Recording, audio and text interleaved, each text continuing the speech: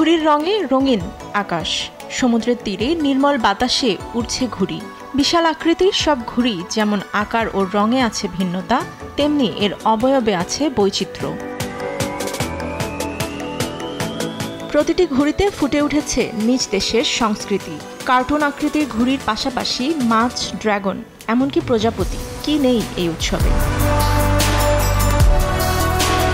প্রতি বছর ডেনমার্কের ফ্যানো দ্বীপে আয়োজন করা হয় এই উৎসবের। 1985 সালে উলফগ্যাং শিমেলফেনিং নামক এক ব্যক্তির হাত ধরে প্রতিষ্ঠিত হয় এই ঘুড়ি উৎসব। বিশ্বমানের থার্মিক্স রড, সালাম স্টিল থার্মিক্স, দেশের একমাত্র থার্মিক্স রড। তিনি বন্ধুদের সঙ্গে আয়োজন করেছিলেন ঘুড়ি উড়ানোর সপ্তাহ। এরপর থেকে জনপ্রিয়তা বেড়ে এখন পৃথিবীর সবচেয়ে বড় ঘুড়ি উৎসব এটি।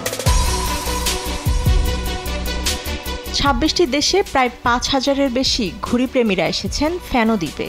উৎসবের 40তম প্রতিষ্ঠাবার্ষিকী উদযাপনে একত্রিত হয়েছেন। এতে প্রায় 25,000-এর বেশি ঘুড়ি প্রদর্শিত হচ্ছে। এর মধ্যে অন্যতম আকর্ষণ হল 100 মিটার লম্বা ইন্দোনেশিয়ান ঘুড়ি।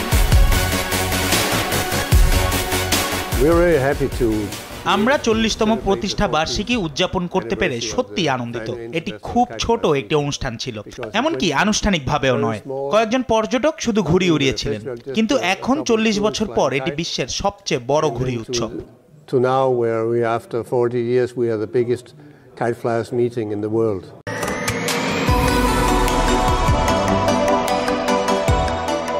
প্রশস্ত সমতল সৈকত ও উপকূলীয় বাতাসের জন্য পরিচিত এই দ্বীপটিকে ঘুড়ি উড়ানোর জন্য অন্যতম উপযোগী স্থান হিসেবে বিবেচনা করা হয়। দর্শনার্থীদের প্রায় 14 কিলোমিটার জুড়ে বালির উপর গাড়ি চালানোর অনুমতি দিয়েছে প্রশাসন। 19 জুন থেকে শুরু হওয়া এ উৎসব চলবে আগামী 22 জুন পর্যন্ত। ফাতেমা তাসনিম, নিউজ ডেস্ক, দেশ টিভি।